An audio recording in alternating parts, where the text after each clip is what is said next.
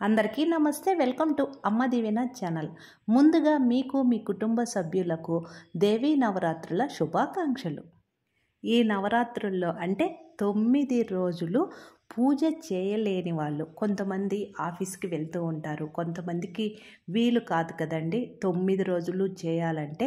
అలాంటి వాళ్ళ కోసం ఈ దేవీ నవరాత్రుల్లో 9 రోజుల్లో ఒకే ఒక్క రోజు అమ్మవారిని పూజిస్తే 9 రోజులు మనము పూజ చేస్తే ఎంత ఫలితం వస్తుందో అంత ఫలితం వస్తుందండి. ఆ ఒక్కరోజు పూజ చేసినందుకు ఆ ఒక్కరోజు ఏంటో పూర్తి వివరాలతో ఈ వీడియో ఉంది, చివరి వరకు చూడండి. మనము పూజ చేసే రోజు తెల్లవారుజామునే నిద్ర లేచి ఇంటిని వాకిటి ముందును శుభ్రం చేసుకొని మనము తలస్నానం చేసి ఆ తరువాత మనము అమ్మవారి పటం పెడతాం కదండి, పీఠం ఏర్పాటు చేసే దగ్గర చక్కగా గంగాజలంతో శుద్ధి చేసి ఆ తరువాత పసుపుతో అలికి బియ్యం పిండితో అష్టదళ పద్మము వేసి ముగ్గుకి 4 వైపులా గీతలు గీసి ఆ తరువాత పసుపు కుంకుమలతో అలంకరించినటువంటి ముగ్గు మీద పీఠం సిద్ధం చేసుకోవాలి. పూజ చేసుకునే రోజు ఇంటి ముందు కూడా చక్కగా బియ్యం పిండితో ముగ్గు వేసుకోవాలి. ఇలా పీఠం సిద్ధం చేసుకున్న తరువాత మన దగ్గర ఉన్న అమ్మవారి ఫోటోను కూడా శుభ్రం చేసి చక్కగా పసుపు, గంధము, కుంకుమలతో అలంకరించాలి. మన దగ్గర దుర్గాదేవి ఫోటో కానీ లేనట్లయితే లక్ష్మీదేవి పటం పెట్టుకోవచ్చు, లేదంటే లలితాదేవి పటం కూడా చక్కగా పెట్టుకోవచ్చండి, ఎటువంటి సందేహం లేకుండా. లేదు మేము దుర్గాదేవి పటం తీసుకువచ్చుకొనే పూజ చేస్తాం అనే వాళ్ళ కోసము చక్కగా అమ్మవారి ఫోటో ఆ రోజుకి ఆ రోజు తీసుకువచ్చి పూజ చేసుకోవచ్చు. పీఠం మీద ఎర్రని వస్త్రం వేసి బియ్యం వేసి కొన్ని దాని మీద పసుపు కుంకుమలు అలంకరించి ఆ తరువాత మనము సిద్ధం చేసి పెట్టుకున్నటువంటి అమ్మవారి ఫోటో ఉంది కదండి, అమ్మవారి ఫోటో ఆ బియ్యం మీద పెట్టాలి. తరువాత చిట్టి గాజుల మాల ఉంటే వేసుకోవచ్చండి, లేదంటే మామూలుగా సువాసనాభరితమైనటువంటి పువ్వుల మాల ఉంటుంది కదా, ఆ మాలను కూడా చక్కగా అలంకరించవచ్చు. అమ్మవారికి ఎర్రటి పువ్వులు అంటే ఇష్టం కాబట్టి ఎర్రటి పూల మాలను కూడా చక్కగా అమ్మవారి ఫోటోకి అలంకరించవచ్చు. ఈ దేవీ నవరాత్రుల్లో ఒకవేళ మీకు చివరి 5 రోజులు వీలైతే నేను ఇక్కడ చెప్పిన విధంగా 5 రోజులు కూడా చక్కగా పూజను చేసుకోవచ్చండి.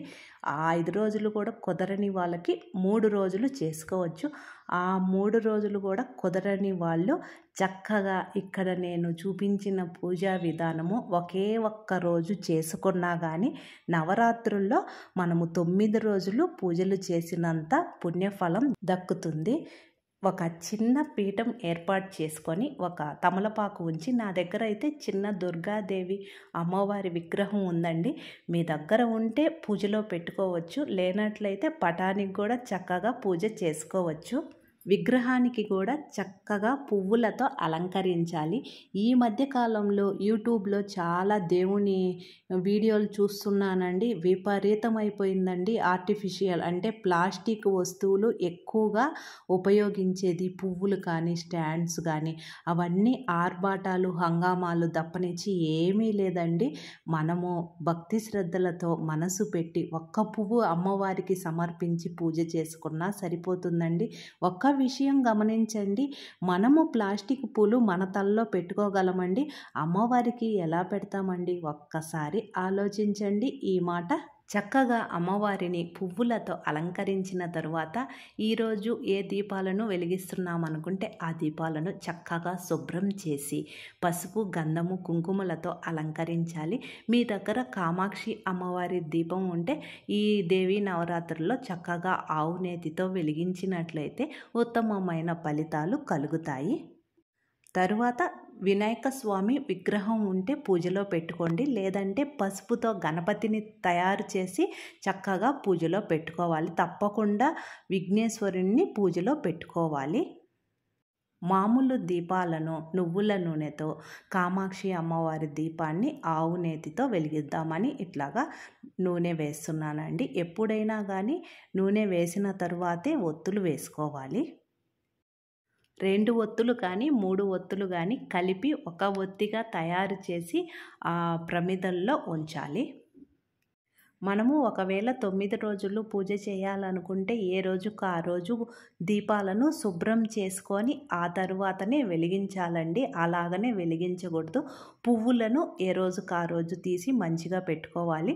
విగ్రహాన్ని పటాన్ని మాత్రము ఎట్టి పరిస్థితుల్లో కదపకూడదు. చక్కగా ఇలా ఒత్తులు వేసిన తరువాత ఏకహారతితో కానీ అగర ఒత్తులతో కానీ ఈ దీపాలను వెలిగించాలి.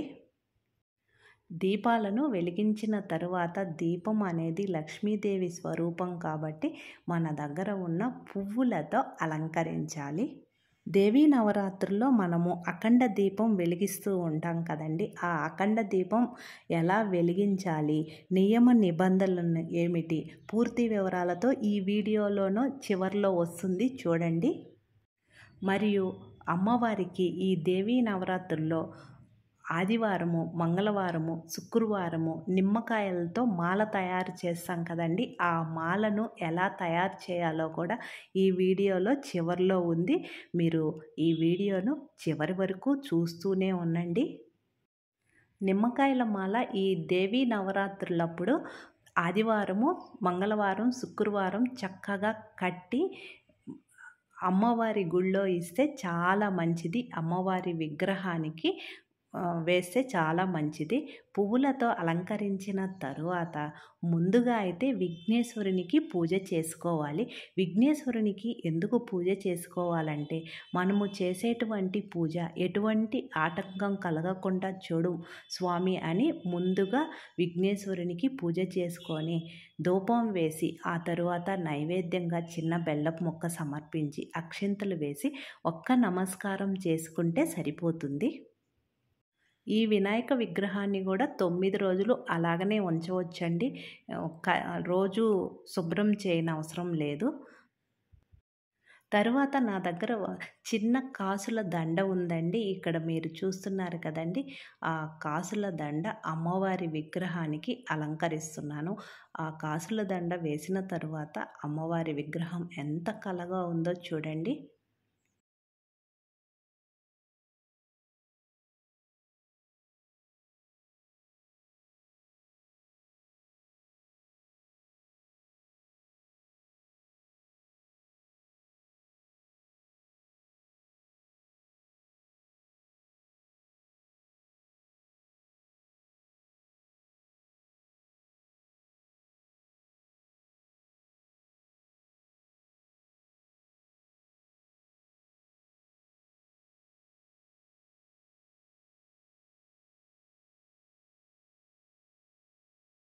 పసుపు, కుంకుమ, గాజులు, పువ్వులు పెట్టి అమ్మవారికి చూపించి అక్కడ పెట్టాలి. ఈ తాంబూలం అనేది 9 రోజులు అలాగనే ఉంచవచ్చు. ఒకవేళ మన ఇంటికి ముత్తైదువులు వస్తే నుదుటిన కుంకుమ పెట్టి ఈ తాంబూలాన్ని వాళ్ళకి సమర్పించవచ్చు. పక్క రోజు మనము ఇంకొక తాంబూలాన్ని పెట్టుకోవచ్చు అమ్మవారి ముందు. ఎవరూ రానట్లయితే తాంబూలం వరకు మనం ఉపయోగించుకొని గాజులు, జాకెట్ పీసు అలాగనే ఉంచవచ్చండి. దేవీ నవరాత్రుల్లో అంటే మనం ఒకరోజు పెట్టినా కానీ శ్రీ లక్ష్మి అష్టోత్తర శతనామావళి చదివితే చాలా మంచిదండి. చదివినంతసేపు పువ్వులతో కానీ లక్ష్మీప్రదమైన వస్తువులు ఉన్నాయి కదండి. చిట్టి గాజులు, గోమతి చక్రాలు, లక్ష్మీ గవ్వలు, తామర గింజలు వాటిలతో కూడా చక్కగా మనము పూజ చేసుకోవచ్చు. లేదంటే కుంకుమతో కూడా పూజ చేసుకోవచ్చు. అమ్మవారి విగ్రహం ముందు కానీ పటం ముందు కానీ ఇలా ఒక ప్లేటును పెట్టుకొని ఆ తరువాత కుంకుమతో అర్చన చేసుకోవాలి. అమ్మవారి నామాలు చదివినంతసేపు ఈ కుంకుమ 3 వేళ్ళతోనే వేస్తూ రావాలండి. చక్కగా అర్చన అయిన అనంతరము అందులో నుంచి కాస్త కుంకుమ తీసి మన నుదుటిన పెట్టుకోవాలి. మనము ఇక్కడ ఒకే రోజు పూజ చేస్తున్నాం కదండి. పూజ అనంతరము అమ్మవారికి ఇష్టమైనటువంటి నైవేద్యాలు సమర్పించాలి. నేనైతే ఇక్కడ ఎర్రని దానిమ్మ గింజలు నైవేద్యంగా సమర్పిస్తున్నాను. మనము ఏమి పెట్టినా పెట్టకపోయినా వడపప్పు పానకం మాత్రం తప్పకుండా పూజలో పెట్టాలండి. అంటే అమ్మవారికి నివేదించాలి. తరువాత మనము వండినటువంటి ఏదైనా ఆహార పదార్థాలను నైవేద్యంగా పెట్టవచ్చు. వాటర్ ఒక గ్లాస్తో పెట్టాలి. తరువాత చివర్లో ఒక కొబ్బరికాయను కొట్టుకుంటే చాలా మంచిది. ఇంతవరకు మనము అంటే 5 రోజులు కానీ 3 రోజులు కానీ ఒకే ఒక్క రోజు కానీ ఇలా పూజ చేసుకోవచ్చండి. కొంతమంది అఖండ దీపం కూడా వెలిగిస్తూ ఉంటారు కదండి. ఆ అఖండ దీపాన్ని ఎలా వెలిగించాలో చూద్దామండి. ఇలా పూజ చేసిన తరువాత అమ్మవారికి చక్కగా ధూపం వేయాలి. ధూపం వేస్తే చాలా మంచిదండి. ఉదయం పూట సాయంకాలం పూట 2 పూటల అమ్మవారికి ధూపం వేయాలి. తరువాత మీ దగ్గర పంచహారతి ఉంటే చక్కగా అమ్మవారికి ఈ 9 రోజులు పంచహారతి ఇవ్వవచ్చు. ఈ పువ్వొత్తులు అనేవి ఆవు నేతిలో ముంచి తరువాత ఇలా స్టాండ్లో పెట్టి ఏకహారతితో కానీ అగరవత్తులతో కానీ వెలిగించి ఇలా హారతి ఇవ్వాలండి. ఈ హారతి అనేది మనము హారతి ఇచ్చేంత వరకు ఉంటే సరిపోతుందండి. ఎక్కువసేపు వెలగనవసరం లేదు. తరువాత గడ్డ కర్పూరంతో కానీ హారతి కర్పూరంతో కానీ హారతి ఇచ్చి చివర్లో మరొకసారి ధూపం వేయాలి. తరువాత ఎర్రని అక్షింతలు కొన్ని బియ్యంలో కాస్త పసుపు తరువాత కుంకుమ 2-3 చుక్కలు ఆవు నేతిని వేసి కలిపి ఉంచుకుంటే ఈ దేవీ నవరాత్రులప్పుడు చక్కగా ఈ ఎర్రని అక్షింతలను ఉపయోగించుకోవచ్చు. అమ్మవారి పాదాల దగ్గర ఈ ఎర్రని అక్షింతలు ఉంచి ఒక్క నమస్కారం చేసుకుంటే సరిపోతుందండి. ఇలా పూజ ఒకరోజు చేసుకునే వాళ్ళ కోసం ఇలా చేసుకోవచ్చండి. సింపుల్గా ఎటువంటి హడావిడి హంగామా లేకుండా. మరియు కొంతమంది మేము అఖండ దీపం కూడా పెట్టుకుంటామండి అనే వాళ్ళ కోసం అఖండ దీపం ఎలా పెట్టుకోవాలో చూద్దామండి. అఖండ దీపం వెలిగించుకోవాలంటే ముందుగా ఒక పెద్ద మట్టి మూకుడు అవసరం అవుతుందండి. కొత్తదిగా ఉండేది తీసుకుంటే సరిపోతుంది. తరువాత ఆ మట్టి మూకుడును ముందు రోజే తీసుకువచ్చి వాటర్లో వేసి చక్కగా కడిగి ఆరిన తరువాత పసుపులో కాస్త గంగాజలము రోజ్ వాటర్ వేసి కలిపి ఇలా మట్టి మూకుడికి పొడ లేకుండా గ్యాప్ లేకుండా మట్టి మూకుడికి చక్కగా పూయాలి.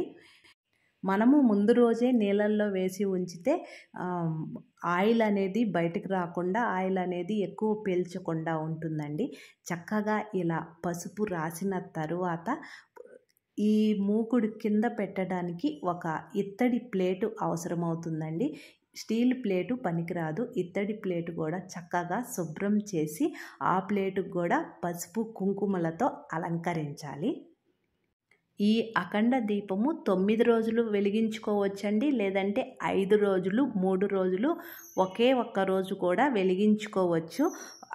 ఒకే ఒక రోజు అంటే కనీసం 24 గంటలు దాటేంత వరకు ఉండే దీపాన్నే అఖండ దీపం అంటారు. ఇలా మనము పసుపు కుంకుమలతో అలంకరించినటువంటి ప్లేటు ఉంది కదండి. ఆ ప్లేటు విగ్రహం ముందు కానీ పటం ముందు కానీ పెట్టి ఆ ప్లేటు నిండుగా బియ్యం కానీ వడ్లు కానీ వేసుకోవాలి. ప్రస్తుతానికి నేనైతే బియ్యం వేస్తున్నాను. ఆ ప్లేటు నిండుగా బియ్యం వేసిన తరువాత పసుపు కుంకుమ వేయాలి బియ్యం పైన. తరువాత మనము మట్టి మూకుడు సిద్ధం చేసుకున్నాం కదండి. ఆ మట్టి మూకుడును ఈ బియ్యం మీద ఉంచాలి. ఈ అఖండ దీపం వెలిగించిన తరువాత ఈ అఖండ దీపం ఎటువైపు ఉండాలి అనే ఆలోచన వస్తుంది కదండి. ఉత్తరం వైపు ఉంటే ఆదాయం పెరిగి అప్పులు తగ్గుతాయి. ఈ అఖండ దీపము తూర్పు వైపు చూస్తున్నట్లయితే ఇంట్లో శుభకార్యాలు జరుగుతాయి. ఈ అఖండ దీపం వెలిగించేటువంటి మూకుల్లో నిండుగా నువ్వుల నూనెను పోయాలి. తరువాత నేను ఇక్కడ చూపిస్తున్నాను చూడండి. అఖండ దీపం కోసము ప్రత్యేకమైన ఒత్తి ఉంటుంది. ఆ ఒత్తిని వేస్తేనే చక్కగా వెలుగుతుందండి. ఆ నూనెలో ముంచి అందులోనే ఉంచాలి. కాసేపు అయిన తరువాత వెలిగిస్తే చక్కగా వెలుగుతుంది. మీరు 9 రోజులు పూజలు చేసుకుంటా అఖండ దీపం వెలిగించకపోయినా, ఒకవేళ 9 రోజులు పూజలు చేస్తూ అఖండ దీపం ఒకరోజు వెలిగించుకోవచ్చా అనుకునే వాళ్ళ కోసం చక్కగా వెలిగించుకోవచ్చండి. ఒకరోజైనా 3 రోజులైనా చక్కగా అఖండ దీపాన్ని వెలిగించుకోవచ్చు. ఇలా సిద్ధం చేసుకున్నటువంటి అఖండ దీపాన్ని ఏకహారతితో కానీ అగరవత్తులతో కానీ దీపాన్ని వెలిగించాలి. దీపం వెలిగించిన తరువాత పువ్వులతో అలంకరించాలి. అఖండ దీపము వెలిగించిన తరువాత కొన్ని అసందర్భాలలో కొండెక్కుతుంది కదండి. కొండెక్కినప్పుడు ఎటువంటి భయపడాల్సిన అవసరం లేదు. ఆ మూకుల్లో కాస్త మళ్ళీ నూనె వేసి ఆ తర్వాత కొత్త ఒత్తిని వేసి యథాప్రకారం వెలిగించవచ్చు. వెలిగే దీపానికి కాస్త జవ్వాది పౌడర్ కూడా వేయాలి. అఖండ దీపం వెలిగించిన తరువాత ధూపం వేయాలి. అఖండ దీపం వెలిగించిన వెంటనే ఒక కొబ్బరికాయను కొట్టి నైవేద్యంగా పటిక బెల్లం సమర్పించాలండి. తరువాత కొన్ని అక్షింతలు వేసి నమస్కారం చేసుకోవాలి. అఖండ దీపం వెలిగించినటువంటి ఇల్లు ఎప్పుడూ శుచిగా ఉండాలి. అరుపులు గోలలు ఉండకూడదు. ప్రశాంతంగా ఉండాలి. ఆహారంలో ఉల్లి వెల్లుల్లి లేకుండా చూసుకోవాలి. మాంసాహారాన్ని ఎట్టి పరిస్థితుల్లో స్వీకరించకూడదు. బ్రహ్మచర్యం పాటించాలి. ఇతరుల మీద చాడీలు అవి చెప్పకూడదు. అఖండ దీపం ఎప్పటికప్పుడు ఒకరు ఇంట్లో ఉండి చూసుకునే విధంగా ఉండాలి. ఇంటికి తలుపులు వేసి బయటకు వెళ్ళకూడదు. మనము పడుకునేటప్పుడు కూడా ఒకసారి అఖండ దీపాన్ని చూసి పడుకోవాలి. ఆయిల్ ఫుల్గా ఉందా లేదా అని ఫుల్గా ఉండాలి ఎప్పుడు ఆ మూకుల్లో. ఇలా నవరాత్రుల్లో అఖండ దీపం పెడితే అమ్మవారి సంపూర్ణ అనుగ్రహం వల్ల సకల శుభాలను సిద్ధింపచేసుకోవచ్చు. ఒకవేళ మీరు ఇప్పటి వరకు అమ్మవారి పూజ చేస్తూ వస్తూ ఉన్నారనుకోండి, చివరి 3 రోజులు కానీ ఒకే ఒక్క రోజు కానీ చక్కగా అఖండ దీపము ఎటువంటి సందేహం లేకుండా వెలిగించుకోవచ్చండి. ఈ అఖండ దీపాన్ని అమ్మవారి ముందు వెలిగించవచ్చు. ఇంట్లో ఆగ్నేయ మూలంలో కూడా చక్కగా వెలిగించుకోవచ్చండి. ఇక ఈ దేవీ నవరాత్రుల్లో నిమ్మకాయలతో మాల తయారు చేస్తారు కదండి. ఆ మాలను ఎలా తయారు చేయాలో చూద్దామండి. జీవితంలో ఉండే అన్ని కష్టాలు తొలగింప చేసుకోవడానికి శక్తివంతమైన నిమ్మకాయల మాల పరిహారం చూద్దామండి. ఈ నిమ్మకాయలు అనేవి 9 కానీ 27 కానీ తీసుకోవాలి. 9 అనేది నవగ్రహాలకు సంకేతం, 27 అనేది నక్షత్రాలకు సంకేతం. ఈ నిమ్మకాయలు అనేది పసుపు పనికిరావండి. ఆకుపచ్చగా ఉండే నిమ్మకాయలను మాల తయారు చేస్తారు. ముందుగా అయితే ఒక పెద్ద సూది తీసుకొని తెల్లని దారానికి పసుపు పోయాలండి. అప్పుడు పసుపు దారం అవుతుంది. ఆ పసుపు దారానికి నిమ్మకాయలను గుచ్చాలి. నిమ్మకాయ మాలకు తీసుకునేటువంటి నిమ్మకాయలు ఎటువంటి మచ్చలు లేకుండా చూసుకొని తీసుకురావాలి. తీసుకువచ్చిన వెంటనే చక్కగా శుభ్రం చేసి తడి లేకుండా తుడుచుకొని ఆ తరువాత మనము ఇలా సూది దారానికి గుచ్చాలి. ఇలా మనము తయారు చేసుకున్నటువంటి మాల మనము దేవీ నవరాత్రులు జరుగుతున్నాయి కదండి. ఆ నవరాత్రులప్పుడు అమ్మవారికి శుక్రవారం కానీ మంగళవారం కానీ ఆదివారం కానీ పటానికి అలంకరించవచ్చు. ఒకవేళ ఇంట్లో వేయకపోయినా శక్తి అమ్మవారి గుడి ఉంటుంది కదండి. అమ్మవారి గుడిలో కూడా 9 కానీ 27 కానీ అలా చేసి మాల చేసి అమ్మవారి గుడిలో కానీ ఇస్తే అమ్మవారి విగ్రహానికి అలంకరిస్తే చాలా మంచిది. నిమ్మకాయల మాల వేసిన తర్వాత ఈ నిమ్మకాయలను ఏం చేయాలి అనే వాళ్ళ కోసము నిమ్మకాయలను చక్కగా 3 నిమ్మకాయలు తీసి ఒక దారానికి మళ్ళీ గుచ్చి ఆ దారాన్ని మన ఇంటి ద్వారం ఉంటుంది కదండి, ఆ ద్వారం పైన కట్టుకోవచ్చు. ఇక 3 నిమ్మకాయలు తీసుకొని కారు కానీ 2 వీలర్స్ ఉంటాయి కదండి, వాటికి కూడా కట్టుకోవచ్చు. ఇంకా కొన్ని మిగిలినటివి ఉంటాయి కదండి, వాటితో నిమ్మరసం చేసి చక్కగా తాగవచ్చు. లేదంటే పులిహోర కలుపుకొని చక్కగా కుటుంబ సభ్యులు మొత్తం తినవచ్చు. మనము శుక్రవారం గుళ్ళో ఇస్తాం కదండి, శనివారం మళ్ళీ గుడికి వెళ్ళి ఆ మాలను పూజారిని అడిగి తీసుకొని అక్కడ ఉండే వాళ్ళందరికీ పంచిపెట్టవచ్చు. లేదంటే మనమే తీసుకుని ఇంటికి వచ్చి ఆ తర్వాత ముందు చెప్పిన విధంగా ఆ నిమ్మకాయలను ఉపయోగించుకోవచ్చు. ఇలా 9 నిమ్మకాయలను సూది దారం వేసి కుట్టిన తరువాత చక్కగా గంధము, పసుపు, కుంకుమలతో ఈ నిమ్మకాయలను అలంకరించాలి. అమ్మవారికి సమర్పించేది కాబట్టి మధ్య మధ్యలో వేప ఆకులు ఉంటాయి కదండి, ఆ ఆకులను కూడా గుచ్చవచ్చు. అమ్మవారికి నిమ్మకాయలంటే ఎంతో ప్రీతికరమంట. అందువలన ఈ దేవీ నవరాత్రులప్పుడు ఆదివారము, మంగళవారము, శుక్రవారం రోజు అమ్మవారి చిత్రపటానికి కానీ విగ్రహాలకు కానీ ఇలా నిమ్మకాయల మాల తయారు చేసి వేస్తూ ఉంటారు. ఈ నిమ్మకాయలని మళ్ళీ అమ్మవారికి అలంకరించుకున్న తర్వాత మనం ఇంటి ముందు కడతాం కదండి, అప్పుడు ఇంట్లో ఉండే నెగిటివ్ ఎనర్జీ పోయి పాజిటివ్ ఎనర్జీ వస్తుంది. ఇలా తయారు చేసినటువంటి నిమ్మకాయల మాలను నేనైతే ఇంట్లో ఉండే చిత్రపటానికి వేసి చూపిస్తాను చూడండి. ఇక్కడ చూపించిన విధంగా మనము ఒక రోజు చేసుకునే పూజను ముందు ఎలా చేసుకోవాలి, అఖండ దీపం ఎలా వెలిగించుకోవాలి, నిమ్మకాయల మాల ఎలా తయారు చేసుకొని అమ్మవారి ఫోటోకి అలంకరించాలో పూర్తి వివరాలు తెలుసుకున్నారు కదండి. అసలు విషయానికి వస్తే ఒకే ఒక రోజు అన్నాను కదండి, ఆ ఒక్కరోజు ఈ దేవీ నవరాత్రుల్లో మహార్నవమి అండి. నవమి రోజు పూజ చేస్తే నవరాత్రులు అన్ని రోజులు పూజ చేసినంత ఫలితం కలుగుతుంది అని దేవీ భాగవతంలో చెప్పినారు. అందువలన మనము 9 రోజులు చేయకపోయినా మహార్నవమి రోజు పూజ చేస్తే చాలా మంచిది. అంతేనండి ఈ వీడియో. మీకేమన్నా సందేహాలుంటే కామెంట్ సెక్షన్లో తెలియజేయండి, తప్పకుండా ఆన్సర్ చేస్తాను. ఈ వీడియో కొంతమందికైనా ఉపయోగపడుతుందని ముందుగానే అప్లోడ్ చేస్తున్నానండి. ఉపయోగపడితే ఒక లైక్ చేసి షేర్ చేయండి. మన అమ్మ దీవెన ఛానల్ ఫస్ట్ టైం చూస్తుంటే మర్చిపోకుండా సబ్స్క్రైబ్ చేసుకోండి. నేను వేరొక వీడియోతో మీ ముందు ఉంటాను. Thank you.